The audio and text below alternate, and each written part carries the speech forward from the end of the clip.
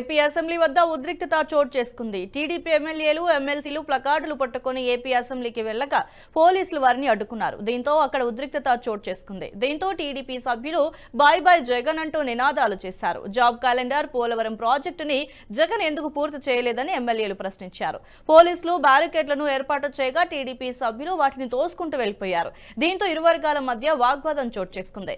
YCP పని అయిపోయిందని, ఆ పార్టీ గురించి మాట్లాడేందుకు ప్రత్యేకంగా ఏమీ లేదని టీడీపీ ఎమ్మెల్యే బాలకృష్ణ అన్నారు. టీడీపీ ఎమ్మెల్యేలను చూసి జగన్ భయపడుతున్నారని, అందుకే పోలీసులతో తమను అడ్డుకుంటున్నారంటూ విమర్శించారు. అసెంబ్లీకి వచ్చే ఎమ్మెల్యేలను అడ్డుకునే కొత్త సాంప్రదాయానికి వైసీపీ ప్రభుత్వం శ్రీకారం చుట్టిందని దుయ్యబట్టారు.